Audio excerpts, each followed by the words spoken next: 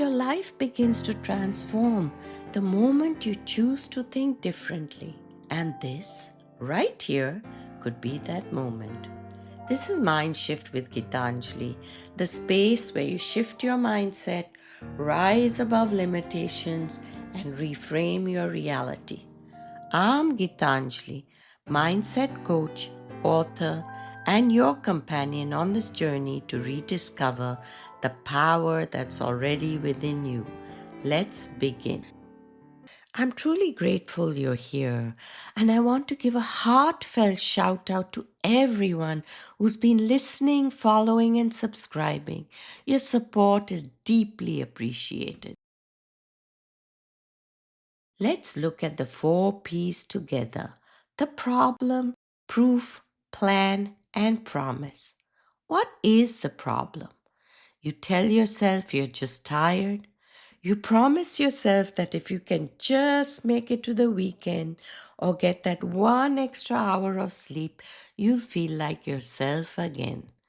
But the weekend comes and goes, and that heavy feeling in your chest, it hasn't budged. You're resting, but you are not recovering. You're physically present at the dinner table or in the meeting, but mentally you're miles away, just trying to survive the clock. And that's when the self-doubt creeps in. What is wrong with me? Why can't I just snap out of it? Promise. What if I told you that nothing is wrong with you? What if the reason sleep isn't fixing this is because you aren't experiencing tiredness at all? Today, we are going to name what your body has been trying to tell you. This is burnout. And once we name it and understand it, we can actually start to heal it. I promise you, there is a way back to your vibrant self that doesn't involve trying harder. Proof. Burnout doesn't always look like a dramatic breakdown. Often, it's much quieter. It shows up as emotional flatness, where even the things that used to make you happy now just feel like another task on the list. It's irritability over small things, like a spilled glass of water or a slow email response. It's a loss of spark for work you used to love, replaced by a sense of, what's the point? These aren't character flaws. They are the survival signals of a system that has been pushed too far, too long. In my practice, I see so many high achievers who think burnout is a crash. But usually, it's dimming. It's the moment your system decides it's had enough and starts turning off the lights to save power. Once my clients understand this, they stop blaming themselves and start healing. So, what's the plan?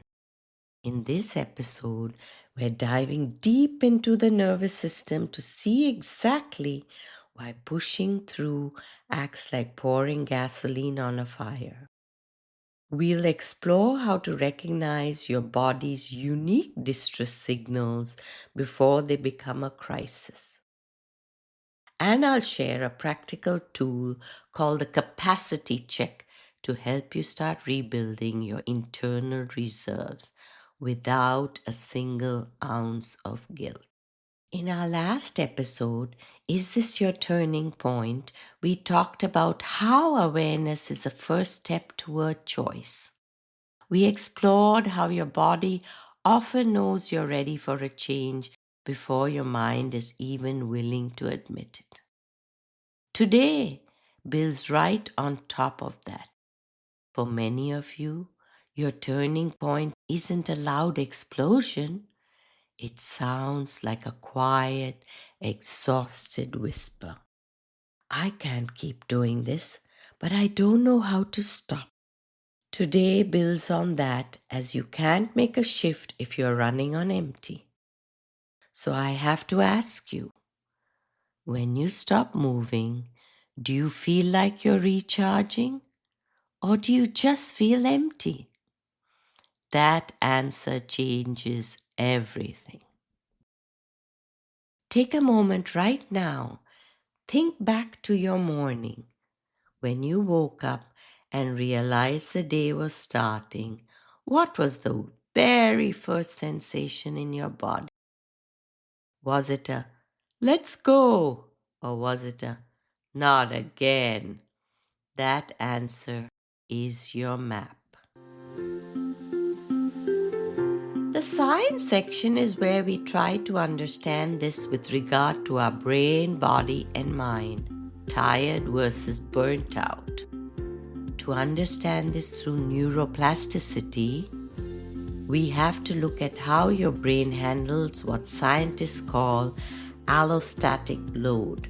That's just a fancy word for the total weight of stress you're carrying.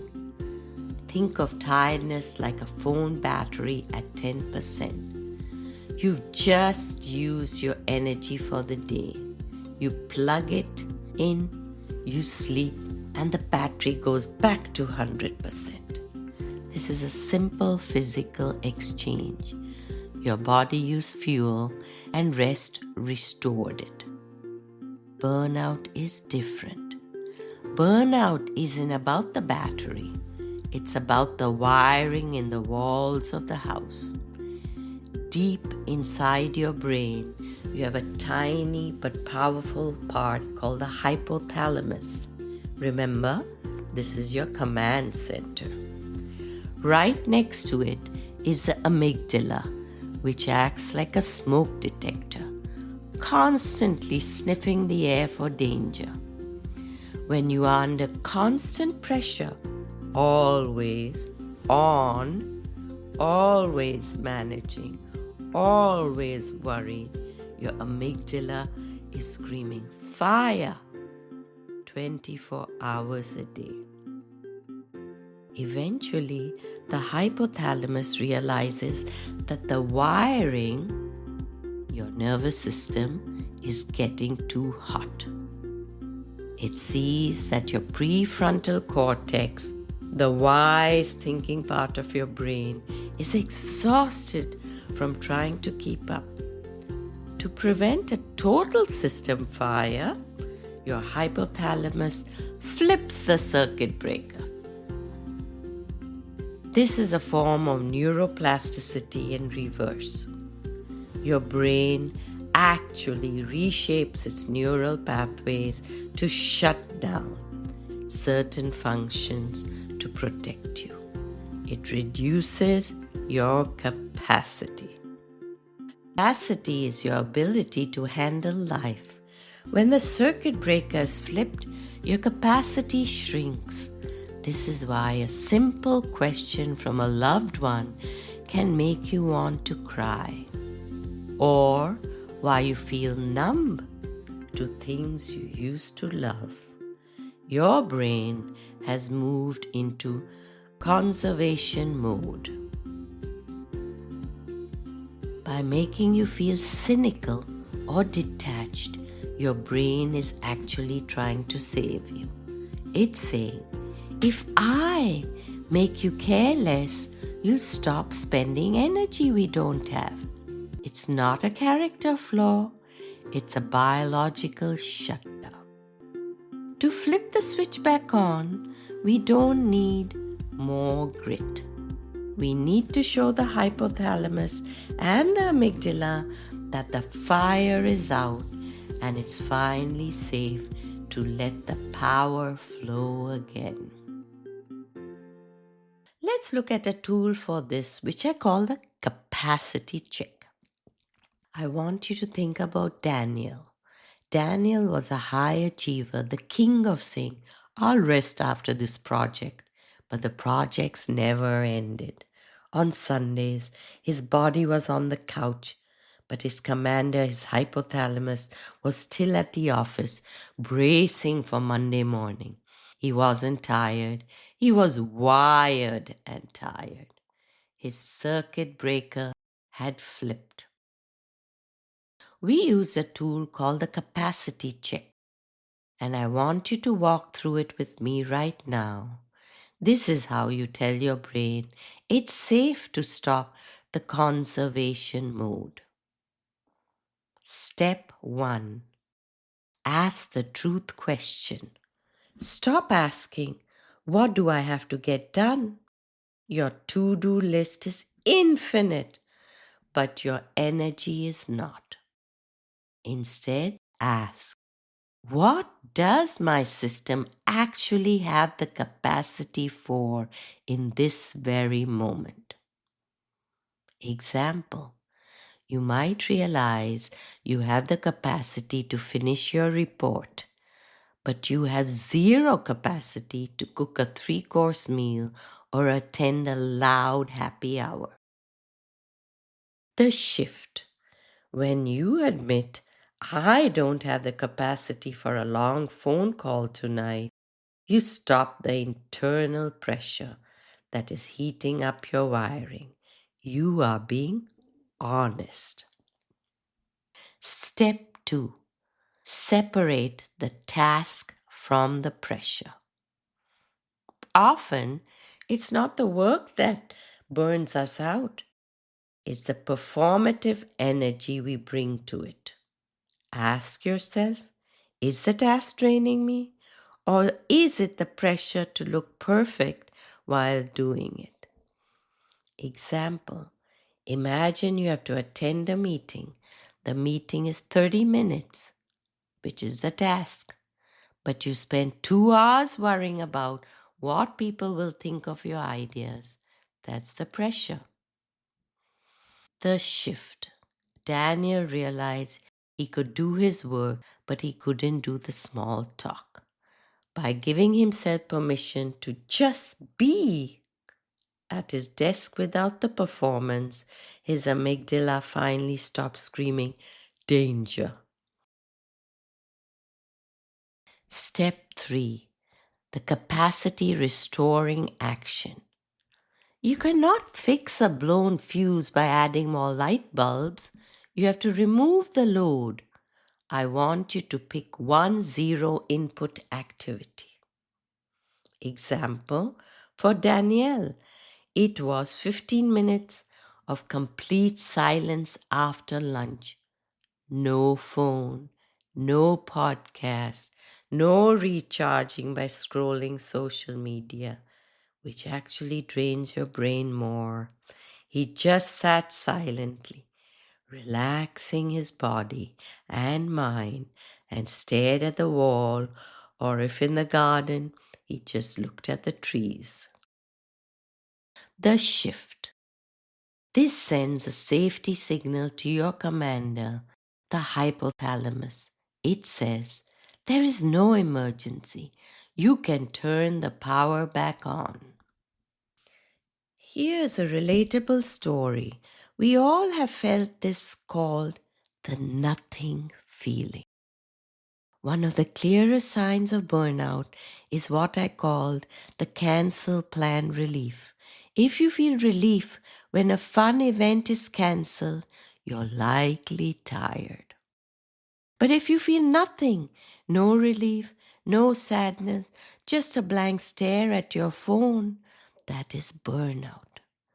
It's the emotional flatness that happens when your system has been on for too long and has finally gone quiet to survive. Before we dive in, let's talk about why we visualize. Think of your CEO, your thinking brain, as an architect. Before a single brick is laid for a skyscraper, the architect must create a blueprint. Visualization is your neural blueprint. Your commander, the hypothalamus, doesn't know the difference between what is happening and what is being rehearsed. By seeing your potential clearly now, you are giving your brain the instructions it needs to build that reality later. We are practicing the future you so that your nervous system recognizes it when you get there. For those joining us for the first time, let's look at what visualization actually is. Your commander, the hypothalamus, your brain doesn't speak English. It speaks a language of sensation and imagery. You can't tell a burnt out brain to just relax using logic. You have to show it. Visualization is a way of bypassing the noise and speaking directly to your nervous system. By creating these internal images of peace, you are sending a safety signal that tells your body it's finally okay to let go of the stress it's been carrying. Gently close your eyes if it feels safe. Take a slow breath in and a longer breath out. Notice where your body feels heavy. Notice where you might be braced. Maybe your jaw is tight or your shoulders are pulled up. Don't try to change it yet. Just acknowledge it. Silently say, I know you're tired. Now imagine a version of you who has space. There are no clocks, no notifications, no one asking you for anything. Picture yourself sitting by a calm body of water or in a quiet room with soft light. Notice your breath here. It's not shallow, it's deep and easy.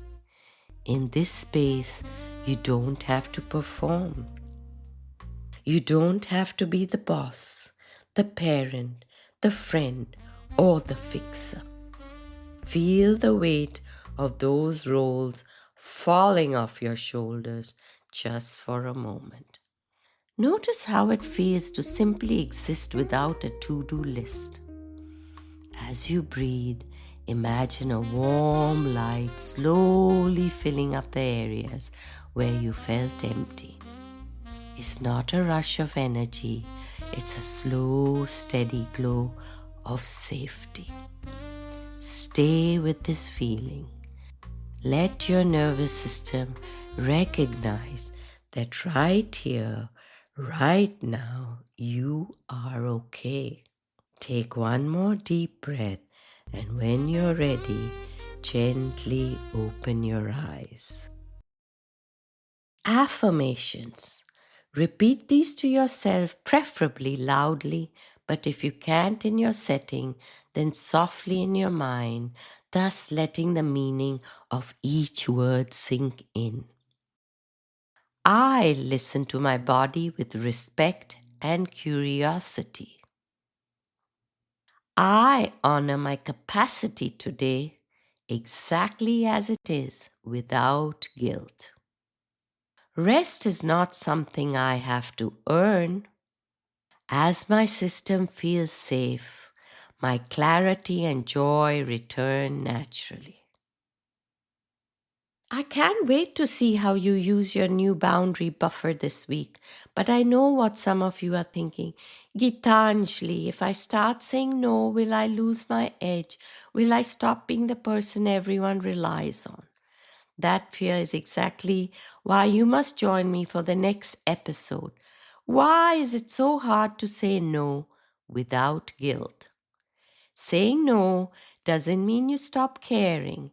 It means you stop abandoning yourself in the process of caring for everyone else.